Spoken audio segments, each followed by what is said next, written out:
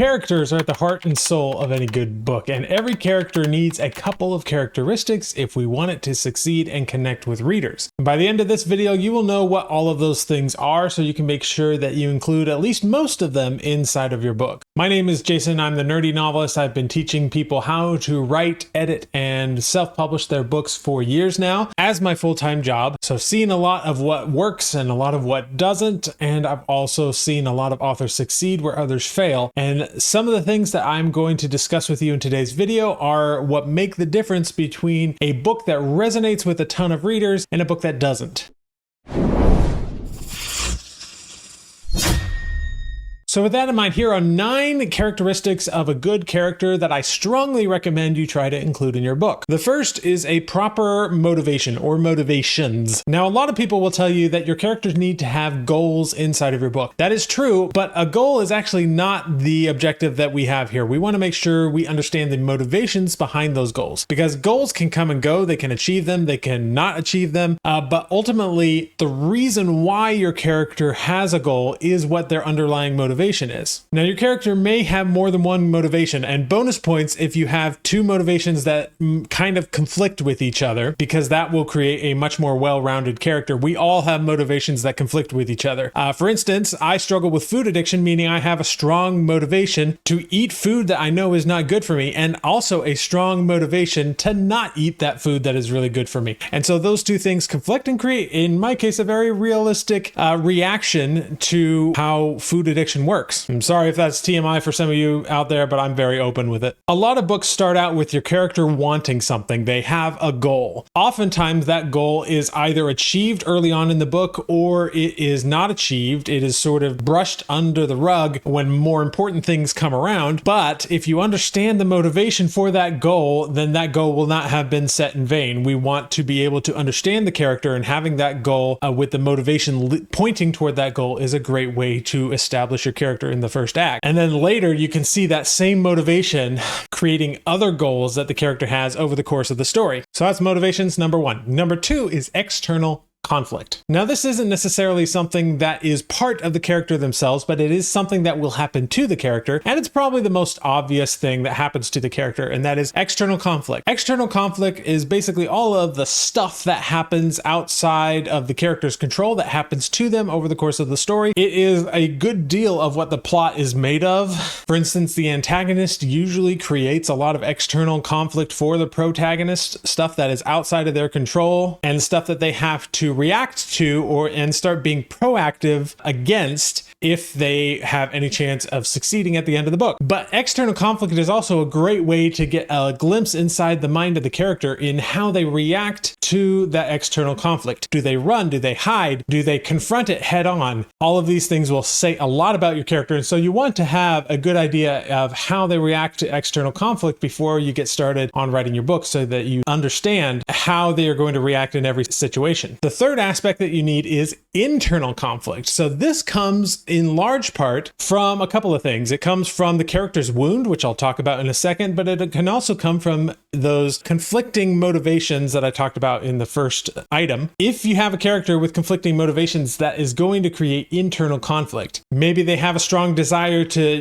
be the best version of themselves that they can be, but a strong desire also to stay out of the way, creating this internal conflict of not being sure of themselves and stuff like that. Additionally, you might have an addiction, like I mentioned in the first item. An addiction is a classic example of motivations crisscrossing and creating a massive amount of internal conflict. They might have a strong motivation to help someone that they love that gets into conflict with something else that happens over the course of the story, and that creates internal conflict because on the one hand, they want to do this thing that they know to be right, and on the other hand, they want to help this person that they love. There are a ton of different ways that you can do that, but basically by creating multiple types of conflict, you create internal conflict, which is going to enliven your story considerably over the course of the entire novel. And I can't believe I just used the word enliven in a sentence. I'm not even sure that's a word. But anyway, that moves us on to the 4th item that every character should have, and that is something that makes them compelling. In his book, Save the Cat by Blake Snyder,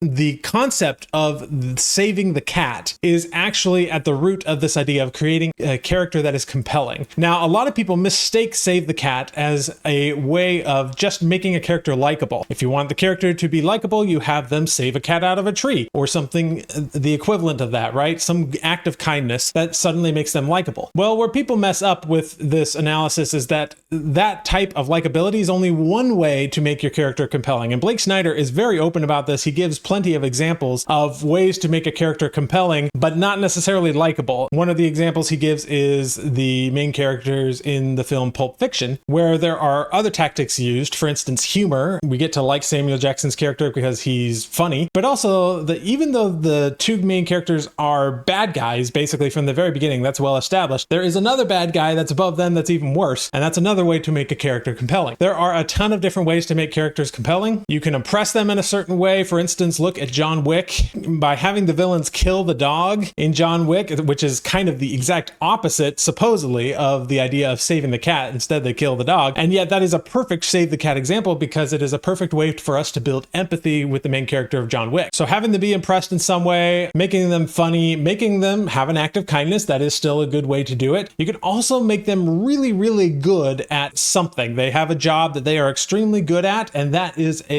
something that we are usually drawn towards. Think of basically all of the characters in Ocean's 11. Every single one of them is so good at what they do that even though they're all technically villains, we are all very attracted to all of those characters. And that's just a few, and definitely not all of the ways that you can create characters that are compelling, but make sure that you have a reason for the reader to empathize with them. This is one of the most important things that you can have for a character, and that you want to get out of the way early on in the book, because the faster you can build empathy with that main character, the better the reader will be invested in your book. So I usually like to have that save the cat moment at least in the first chapter of the book if I can. Usually the first scene involving my main character is the scene where I try to slip in something of that makes that character compelling. All right, the fifth item I wanted to bring up today is the character wound. Now there are a couple of different terms for this. There's the character wound, the character flaw, the fatal flaw, the character's ghost, but all of them are pretty much saying the same thing, that the character's wound, I like the term wound because it makes it feel like a thing that the character has to protect themselves against. And that is something that happened in their past, perhaps, or an experience that led them in a flawed direction. They started something that caused them to start protecting themselves in a way that actually made them unbalanced. So this is why they call it the character flaw, is because this usually manifests in some way where the character is flawed at the start of the book and they need to overcome that flaw by the end of the book. For example, a typical character wound / flaw in a romance book might be a character who maybe went through a bad breakup or had some experience early in their life that caused them to think that that true love wasn't possible. And it's over the course of the book that we get the main theme, which is love conquers all, and they eventually learn that they can love people and be loved in return. That's a very common type of character wound that you will see in that specific genre, but there are all kinds of different wounds and flaws that you can have for your character for any type of genre. I encourage you to take a look at all of the different options, maybe use ChatGPT to brainstorm a few of them and see how you can include one for your character in your book. Now, I've alluded to this, but once you've established a character's wound and their character motivations, one of the things that you want to do is have a character arc. Almost every well-known story has a form of character arcs, and even if it doesn't appear that there is a character arc, usually there's some kind of arc going on elsewhere for the characters around the main character. But a character arc is, put simply, just a type of change. They start out one way at the beginning of the book, and by the end of the book, they are a changed person. Now, if you know what the character's flaw or wound is, knowing how they should change should be relatively easy to figure out, because that character arc is going to be preoccupied primarily with healing that wound that they have gained and overcoming the flaw that they have, so that by the end of the book, they are a better person because they have overcome that flaw. A good character arc will be built into multiple steps that kind of show you the progress being made over this character arc. And most good plot structures will actually have this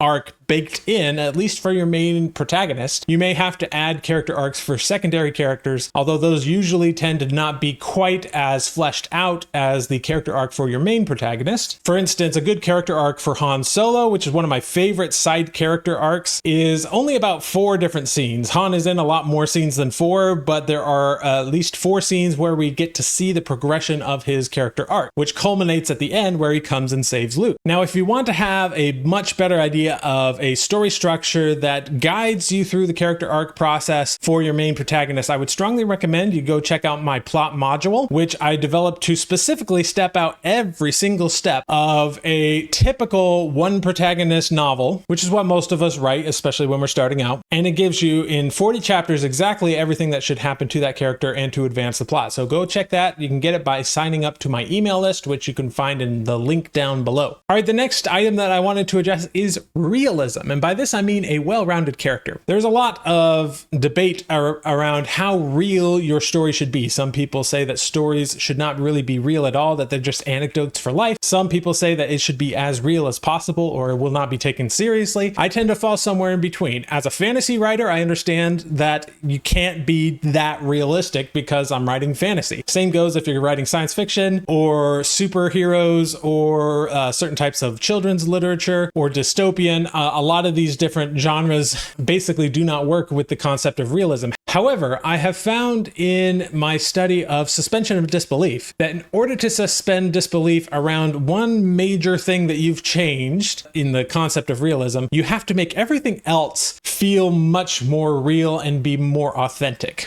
One of my favorite examples of this is actually the first Guardians of the Galaxy movie. Definitely a movie that is not real, right? There's so much going on in that film that doesn't look real. It doesn't, it has no grounding in reality. You have talking trees and talking raccoons and a science fiction epic that is so far from what we would call realism that it's just like you can't even come close to saying that movie is real. However, that movie goes really deep on the character of Star-Lord and the real emotions that he is feeling around the concept of family, losing his mother and dealing with the trauma of the loss of his mother, and how that factors into finding his new family of, not real characters. I mean, they're real for him, but they're definitely not realistic characters. But that movie spends a lot of time on that emotional core, and that emotional core is something that we do resonate with quite well, and that is what gives that film quite a bit of resonance for a lot of people. And I believe it is that grounding, that emotional grounding, that makes that film work. Additionally, I believe for any story, no matter how unrealistic it may be, the more you can ground all of the things that you can ground in reality, the more it will resonate with people. And so when it comes to character, the way I define this for character is how well-rounded are they as characters. Most characters, even though we've established they will have a character flaw, a character arc, all of those are indicative of things that we go through in real life. However, there are other things that might not necessarily be necessary for the course of a character arc, but will give your character just more feelings of realism. So giving them a history, giving them likes and dislikes, things that might not be at all pertinent to the story, but when we can get hints of them as readers, it just makes those characters feel much more real. You don't necessarily have to go out and plot their entire life, but make sure you have at least a couple of details that show the tip of the iceberg of who this character is and hint at a much larger iceberg beneath the surface, which makes them a much more lovable and well-rounded character. All right, the next item is a unique voice. Now, a lot of people talk about voice as if it's something that the author brings to the table. Like it's something that I, as the author, I have a unique voice and I infuse that into the story. And sometimes that is true. However, I think this is much more effective if every single character in your story, especially if you're in their viewpoint, has a unique voice to them. That's going to give your entire story a lot more realism, to go on the last point, but it's also going to make their viewpoint more engaging. One of the masters of this was Robert Jordan in the Wheel of Time series. If you read any chapter from a character's perspective,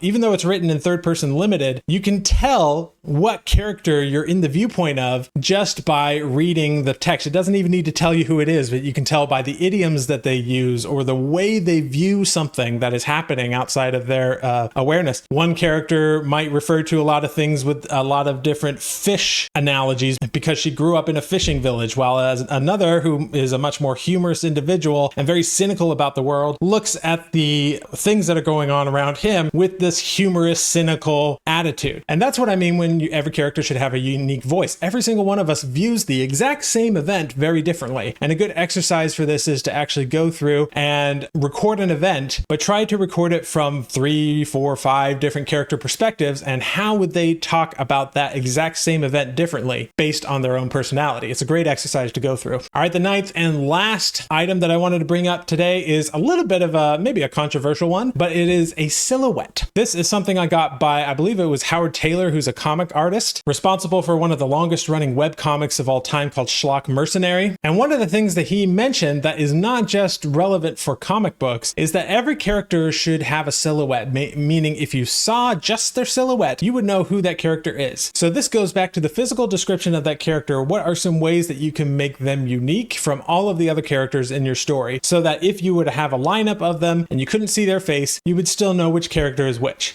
I actually think that The Lord of the Rings is a good example of this, because if you look at the Fellowship, if you looked at a silhouette of the Fellowship, you'd be able to understand who most of those characters are. Maybe some of the hobbits wouldn't, would kind of blend together, but for the most part, like, you would know Gandalf, you would know Aragorn, you would know Legolas, you would know Gimli. You might even be able to tell Frodo and Sam apart, because Sam usually has all the pots and pans on his back. And so if you can think about your characters that way, in that they all have a slightly different silhouette, then you're going a long way towards making them feel unique and well-rounded and fleshed out. Those are my 9 different tips to create amazing realistic characters that readers will love to read about. If you want to know more about, say, my plot module, you can go see this video that I have all about how you can create a plot structure, bakes in everything that you need for your main protagonist into one single plot structure. If you want to go check that out, definitely do it. And I'll see you in the next video.